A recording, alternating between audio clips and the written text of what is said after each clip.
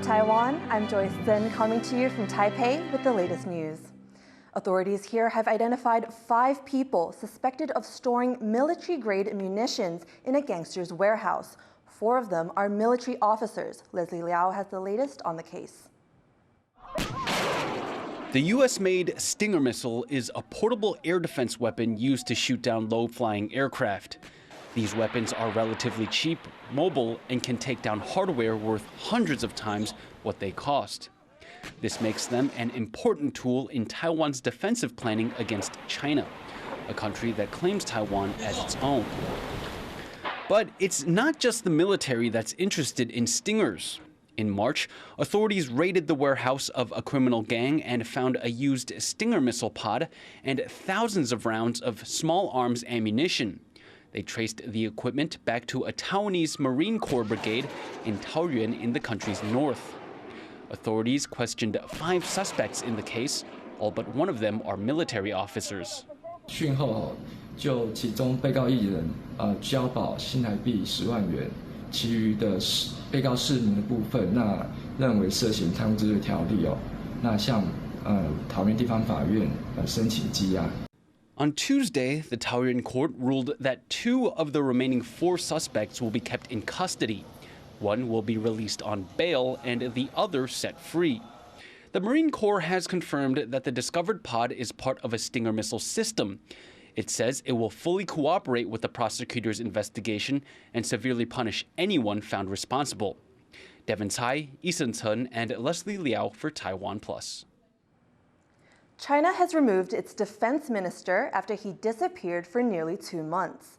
General Li Shangfu is the second high-profile minister to be ousted from his position this year. Foreign Minister Qin Gang was also removed in July. China has not said why the defense minister was let go, nor named a replacement. Li was appointed in March and hasn't been seen in public since August, sparking speculation.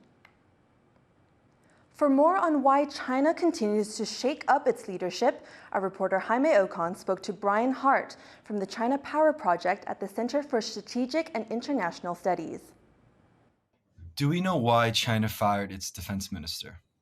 I don't think we know exactly why yet. I mean, I think that there's a lot of suspicion and perhaps some likelihood that it was related to corruption. You know, we also saw reporting from China that there was specifically investigations ongoing into the equipment development department and kind of related areas of the PLA where Li Shangfu came from. And specifically the investigations, I believe, were connected to the time when he was head of that.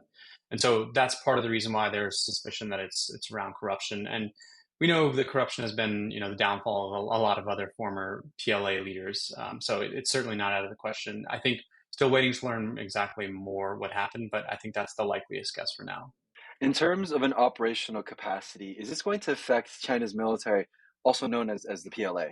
You know, I don't think on an operational level this has much of a specific impact. You know, the defense minister's role in China is really more of a bureaucratic one, and largely one of its most important functions is to be kind of the face of the PLA abroad, so meeting with counterparts abroad, which, you know, for China on the foreign policy front, disappearing its defense minister with no real reason for weeks is part of the reason I think other countries have been concerned about this.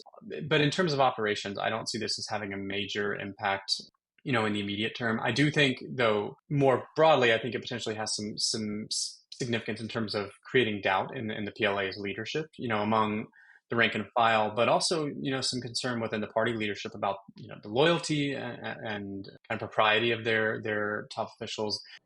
Looking forward, what can we expect from the U.S. and Taiwan in terms of engaging with China now that this defense minister has been fired? I don't think there's any specific shift here. I think the biggest thing that this has is, you know, potentially there's an upside here if you think about U.S.-China military to military cooperation, which is that Li Shangfu had been sanctioned by the U.S. government. And so that created a big obstacle to military to military talks, which have really suffered a lot, especially since China canceled and suspended some of those military to military areas of dialogue last year after Speaker Pelosi's trip to Taiwan.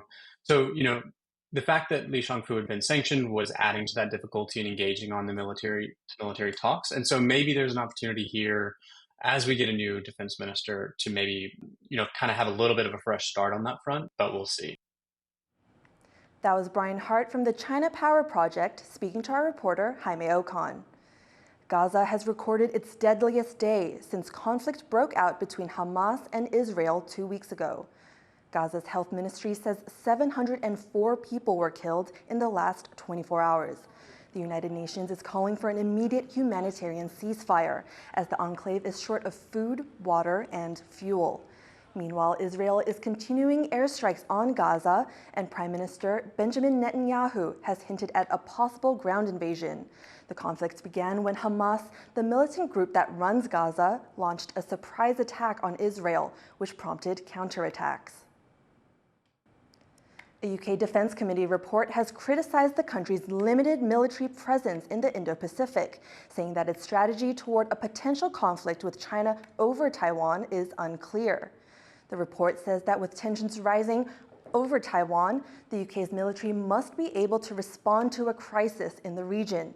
It recommends that the UK work more closely with allies like the US and France to prepare for continued Chinese aggression around Taiwan. The UK has already pledged to increase its presence in the Indo-Pacific and plans to deploy a carrier strike group there by 2025. Canada and Taiwan have moved closer to signing a new bilateral foreign investment deal. The two countries say all that remains is a legal review of the pact, which has been under negotiation for about 9 months. Taiwan's been seeking more trade deals with Western countries like Canada amid growing economic, military, and political pressure from China, which claims Taiwan as its own. Meanwhile, Canada is set to host the CPTPP next year. That's a major pan-Pacific free trade pact which both Taiwan and China have applied to join. In local politics, a lawmaker for the ruling Democratic Progressive Party has pulled out of his re-election race after he admitted to having an extramarital affair. It comes after intimate photographs of Zhao Tianlin with a Chinese woman were leaked to the press. Zhao's withdrawal leaves his party rushing to find a replacement with less than 3 months till Election Day. A Taiwanese county chief has gone to Beijing again to try to resume fruit exports, but it appears that may come with conditions. Tiffany Wong has the story. These pinecone-shaped green fruits are Taidong Atemoya, a type of sugar apple.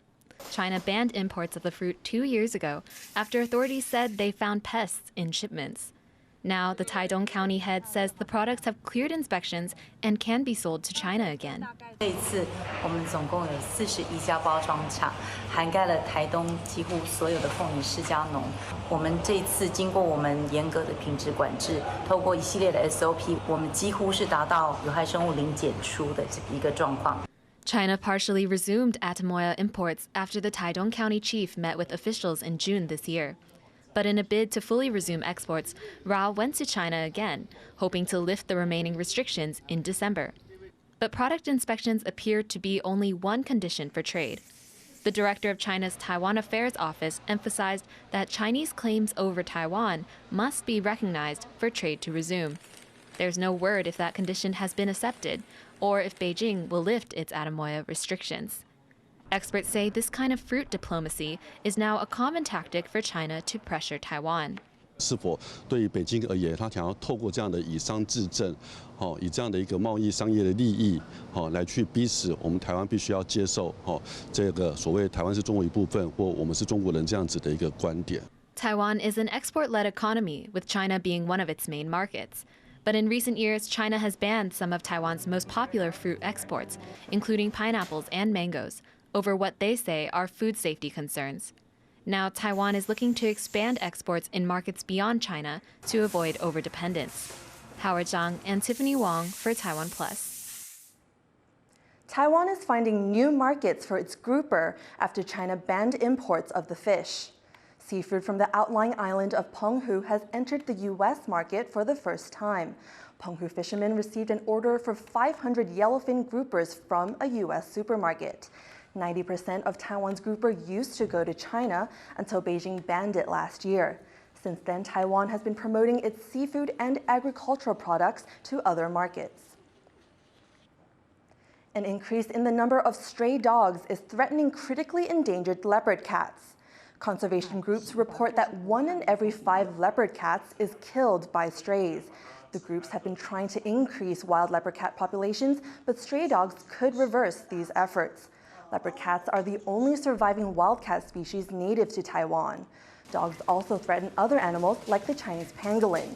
Experts say that people should stop feeding strays to help reduce their numbers.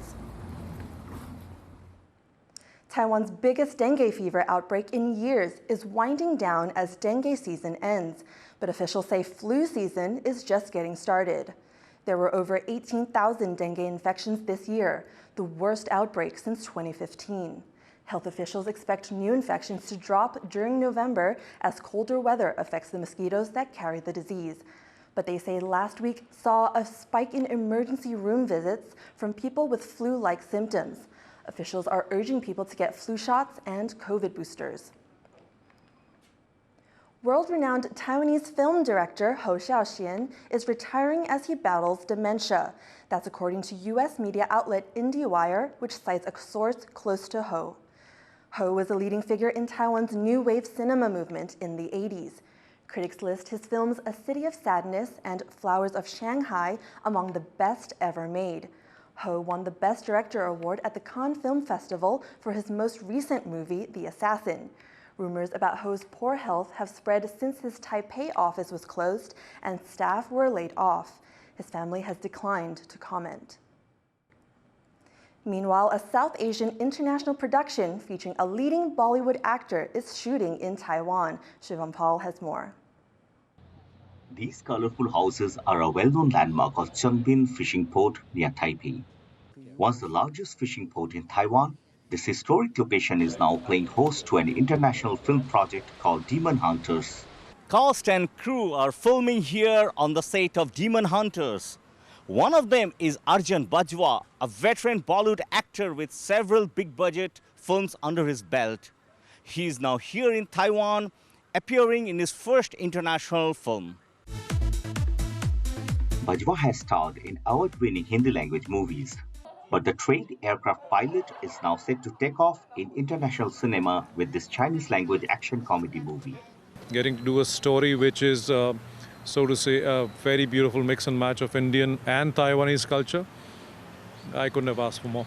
Demon Hunters is directed by Mei Chuen-chen, born in Taipei and now based in Los Angeles, best known for a series of kung fu documentaries. And while Bajwa is a black belt in Taekwondo, it was more than the Indian actor's martial arts skills that caught Chen's eye when casting. He's very handsome, so we're charmed by him at the first glance. And then we did our homework. He's great in comedy and action film, and that's our genre. The action comedy also features Jessie Lin, Regina Lei, Jack Kao, and Indian theatre actor Jayanta Mithe, a long-time resident of Taiwan. I graduated from National School of Drama, and all my friends, everything is in the Indian Bollywood film industry. So for me, it's very rare chance here to act in the film. Bajwa is the first prominent Bollywood actor to play a part in a Taiwanese film, and Demon Hunters producer Cindy Shu is planning to release the film in India. We're in the talk with the cinema distributor there. This would make Demon Hunters the first ever Taiwanese film to be released in India. And with the Taiwan government recently announcing a new diplomatic mission in Mumbai, Bajwa's film may strengthen Taipei's bond with Bollywood and Indian cinema like never before. Suing Ling, Alex Chen, and Shubham Pal for TaiwanPlus. Thank you for watching What's Up Taiwan. Finally today, take a look at images of people competing in Belgium's pumpkin regatta. I'm Joyce, take care and see you next time.